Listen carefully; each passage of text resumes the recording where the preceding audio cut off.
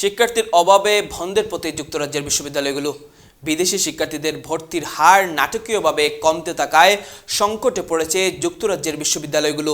বিশেষ করে গ্র্যাজুয়েট পর্যায়ে পড়তে আসা শিক্ষার্থীদের সঙ্গে পরিবারের সদস্যদের আনার ক্ষেত্রে আরোপিত বিধিনিষেধ ও তুলনামূলকভাবে উচ্চ টিউশন ফি এর মূল কারণ হিসেবে উঠে এসেছে।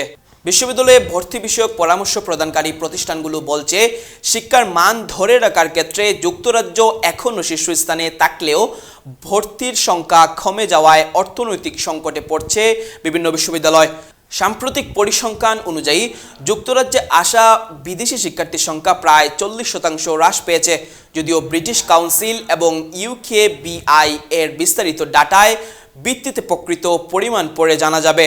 কিছু বিশ্ববিদ্যালয় একসঙ্গে 100% টিউশন ফি নেওয়ায় শিক্ষার্থীদের জন্য তা বহন করা অত্যন্ত কঠিন হয়ে পড়ছে। পাশাপাশি ডিপেন্ডেন্ট ভিসা নিষেধাজ্ঞার কারণে অনেক শিক্ষার্থী পরিবার ছাড়া আসতে আগ্রহী নন, ফলে তারা বিকল্প দেশ বেছে নিচ্ছেন।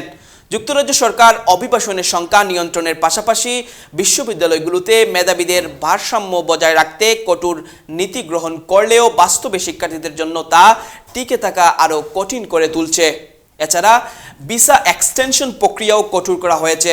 কোনো শিক্ষার্থী যদি নির্দিষ্ট বিষয়ে ফেল করে তাহলে অনেক প্রতিষ্ঠানে রিটেক দেওয়ার অনুমতিও মিলছে না, যার ফলে শিক্ষার্থীরা পড়ছেন বিপাকে। বিদেশি শিক্ষার্থী সংকটে বিশ্ববিদ্যালয়গুলোর আয় কমে যাওয়ায় পরিচালনা ব্যয় মেটাতে হিমশিম খেতে হচ্ছে প্রতিষ্ঠানগুলোকে। এই পরিস্থিতিতে কার্ডিফ বিশ্ববিদ্যালয় ইতিমধ্যে 400 জন কর্মীকে চাকরিচ্যুত করার পরিকল্পনা নিয়েছে এবং বন্ধ করা হচ্ছে বেশ কিছু বিভাগ ও কোর্স। প্রতি বছর যুক্তরাজ্যের অর্থনীতিতে বিদেশি শিক্ষার্থীরা প্রায় 42 বিলিয়ন পাউন্ড অবদান রাখে।